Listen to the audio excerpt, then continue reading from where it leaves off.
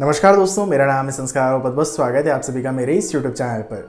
दोस्तों, Pune Nashik semi high speed rail corridor के बारे में आप लोगों ने ज़रूर से सुना होगा। अगर आप लोग स्पेसिफिकली इस वीडियो को महाराष्ट्र से देख रहे हैं तो इस पर्टिकुलर प्रोजेक्ट को पुणे से लेकर नासिक के बीच में बनाया जाने वाला है। सबसे पहले अगर हम लोग प्रोजेक्ट के ओवरव्यू के बारे में बात करें तो इस पर्टिकुलर प्रोजेक्ट के अंदर पुणे से लेकर नासिक के बीच का टोटल 235 किलोमीटर का जो डिस्टेंस है ये कवर किया जाने वाला है। और महाराष्ट्र की गवर्नमेंट जो है वो काफ़ी टाइम से इस प्रोजेक्ट को एग्जीक्यूट करना चाह रही है, ऑलमोस्ट पिछले 20-25 सालों से। लेकिन काफ़ी ज़्यादा डिलेस होने की वजह से या तो सेंट्रल गवर्नमेंट की तरफ से अप्रूवल नहीं आता है, या तो स्टेट गवर्नमेंट में कुछ प्रॉब्लम्स आ जाती हैं, या तो प्रोजेक्ट जो है उससे रिलेटेड ही कुछ काम नहीं हो पाते हैं। तो काफ़ी सारी प्रॉब्लम्स की वजह से ये पर्टिकुलर प्रोजेक्ट जो है ये अभी तक आगे नहीं बढ़ पाया है।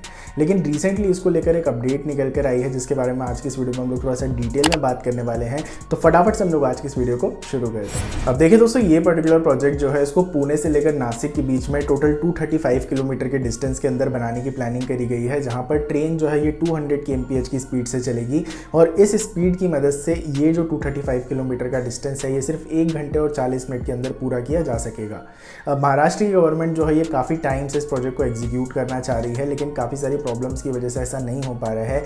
रिसेंटली इसको लेकर एक अपडेट निकल कर आई है, जहाँ पर महाराष्ट्र की जो गवर्नमेंट है उसने यहाँ पे कैबिनेट के पास में इस पर्टिकुलर प्रोजेक्ट को अप्रूवल के लिए भेजा था, लेकिन कैबिनेट जो है वो इसको अप्रूव नहीं कर रहा है। या फिर आप बोल सकते हैं कि रेलवे बोर्ड की तरफ से ही अप्रूवल नहीं आ रहा है, क्योंकि रेलवे की तरफ से भी कुछ कंसर्न्स हैं, क्योंकि ये पर्टिकुलर प्रोजेक्ट जो है वो स्टेट गवर्नमेंट के अंदर फॉल नहीं करता है। ये वो लोग बनाना चाहते हैं, लेकिन फॉल ये करता है हमारी रेलवे मिनिस्ट्री के अंदर, क्योंकि इंडिया के अंदर जितने भी रेलवे के प्रोजेक्ट्स यहाँ पे एग्जीक्यूट किए जाते हैं ये सेंट्रल गवर्नमेंट के अंडर में आते हैं, रेलवे मिनिस्ट्री के अंडर।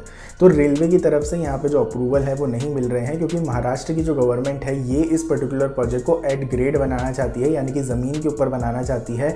और वहाँ पर 200 kmph की स्पीड जो है वो काफ़ी ज़्यादा डेंजरस हो सकती है अगर यहाँ पे प्रॉपर फेंसिंग का काम नहीं किया जाता है, या फिर अगर कोई भी ऑब्स्टिकल आता है। तो 200 kmph की स्पीड पर अगर ट्रेन चलती है तो इससे एक्सीडेंट्स के जो चांसेस हैं वो काफ़ी ज़्यादा बढ़ सकते हैं। इसीलिए हमारी जो बुलेट ट्रेन है इसको आप लोग बोल सकते हैं कि एलिवेटेड सेक्शन के ऊपर बनाया जा रहा है और अंडरग्राउंड सेक्शन के ऊपर बनाया जा रहा है, ताकि ह्यूमन इंटरफेरेंस जो है और साथ ही साथ में जो कैटल रन ओवर के केसेस रहते हैं ये हम लोगों को बुलेट ट्रेन वाले प्रोजेक्ट के अंदर देखने के लिए ना मिले। तो अब ये सेमी हाई स्पीड कॉरिडोर अगर हम लोग एट ग्रेड बनाते हैं तो इसमें काफ़ी सारी प्रॉब्लम्स आ सकती हैं। इसीलिए हमारी इंडियन रेलवेज जो है वो इसको यहाँ पे अप्रूव नहीं कर रही है, ना ही इसको कैबिनेट की तरफ से अप्रूवल मिल रहा है।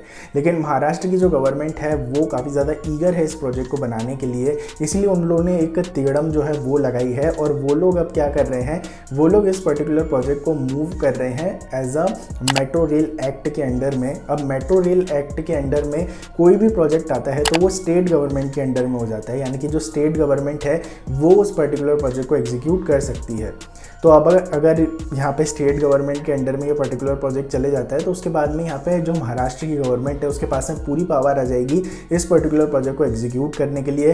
प्लस यहाँ पे मेट्रो रेल वाला जो एक्ट है इसके अंदर पार्शियल फंडिंग का ऑप्शन भी ओपन हो जाएगा, जिससे आधा यहाँ पे पैसा जो है वो स्टेट गवर्नमेंट भी दे सकती है, फंडिंग भी ले सकती है। प्लस इसके साथ में यहाँ पे सेंट्रल गवर्नमेंट जो है वो भी यहाँ पे फंडिंग जो है वो अलोकेट कर सकती है, जिससे कि ये पर्टिकुलर प्रोजेक्ट जो है ये एग्जीक्यूट हो पाए।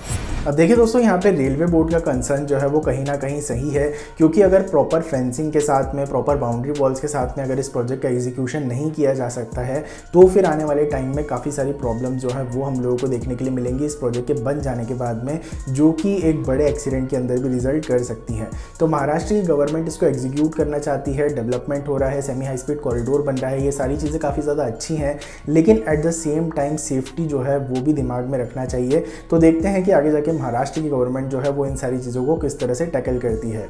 बाकी अगर आप लोग इसको मेट्रो रेल प्रोजेक्ट के अंडर में एग्जीक्यूट अगर कर लेते हैं तो उसके बाद में काफ़ी सारी अड़चन जो आ रही हैं इस प्रोजेक्ट के अंदर वो दूर हो जाएंगी।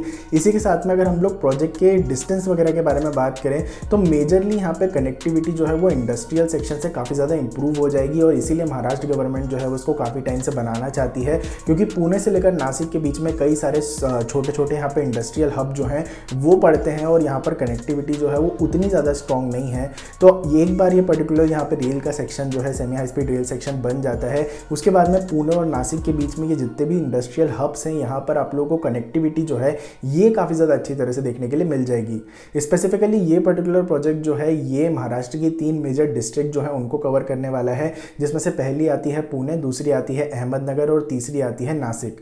अब पुणे के अंदर इस पर्टिकुलर प्रोजेक्ट का तकरीबन 116 किलोमीटर के आसपास का हिस्सा आता है। इसके बाद में हमारा यहाँ पे जो अहमदनगर है इसके अंदर 58 किलोमीटर का सेक्शन आता है, और इसके बाद में आता है हमारा नासिक जहाँ पर ऑलमोस्ट 64 किलोमीटर के आसपास का सेक्शन जो है ये फॉल करता है। तो एक बार ये पूरा सेक्शन बनकर तैयार हो जाता है तो उससे फ़ायदे काफ़ी सारे होंगे, लेकिन at the same time safety के साथ में ये प्रोजेक्ट जो है इसका एग्जीक्यूशन होना चाहिए।